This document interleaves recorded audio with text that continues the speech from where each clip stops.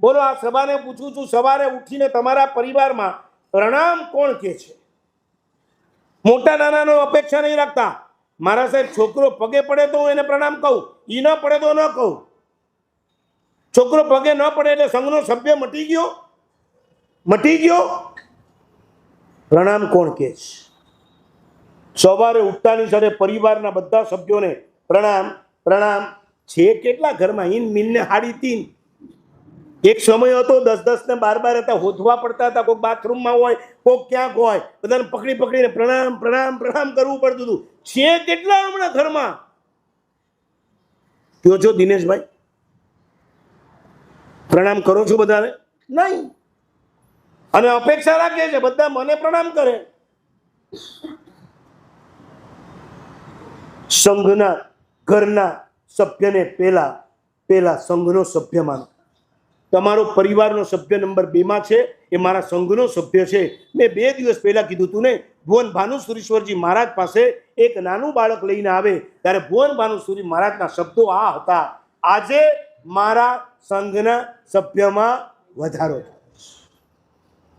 શું હૃદયની પરિણતિ હશે! એક એકમાં એમને સંઘ દેખાય, અને સંઘ એટલે તીર્થંકર. આપું નિયમ. ઘરાકી ઘણી છે, વકરો કાંઈ થતો નથી. પ્રિતેશ ચાલે? દુકાનમાં ઘરાકી ઘણી હોય, સવારથી સાંજ સુધી ખાવાનો ટાઈમ ન મળ્યો. બોલો ભાઈ, ગણવા બેહો હવે કેટલા. મારું બેઠું કાંઈ નથી ગયું તો કર્યું હું? ધારણા અભિગ્રમ એક પણ મેમ્બર બાકી ન રહીએ.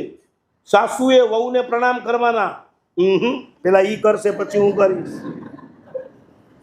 બહુ મજા આવશે. જુઓ, ગઈકાલે સાંજે કદાચ ઝઘડો કર્યો હશે, આજે સવારે સાસુ ખાલી વહુને પ્રણામ કરશે. ગેરંટી આપું છું, કોઈ વહુ એટલી તો નીચી નથી ઉતરી જતી કે મારી સાસુ મને હાથ જોડે પછી પણ હું એને હાથ ન જોડું. ધારણા અભિગ્રહ. ઘરના પ્રત્યેક મેમ્બરને શું કહેવાનું? પપ્પાને કહેવાનું, સાસુને કહેવાનું, સસરાને કહેવાનું, ભાઈને કહેવાનું, બેનને કહેવાનું, દીકરાને કહેવાનું. દીકરી નહીં, નાની દીકરી નહીં, ઘોડિયામાં હોય તો એને શું કહેવાનું? બેટા, તું સંઘનો સભ્ય છે. આ પૂજ્ય ભાવ ઉભો કરવાનો. ધારણા અભિગ્રહ. ભાઈઓ જય વિરાજ, ઉભા કરો. ઝુકેગા નહીં. યાદ નથી રહેતું. ચલો, ઘરવાળા યાદ કરાવશે. લ્યો મને પ્રણામ કરો એમ કહેશે. એની ચિંતા નહીં કરો, યાદ કરાવનારા ઘણા જ. ધારણા અભિગ્રહ પચક્કાય અન્નદ્રામ ઉગણમ સહસ્રાદરણમ મહતરણમ સર્વસનતેરણમ વોશી રહે. જો આવતીકાલથી ઘરની બધી રામાયણ, મહાભારત, ગીતા, ભાગવત બધું શાક એક પ્રયોગ કરો. ફાયદામાં રહેશો, ફાયદામાં.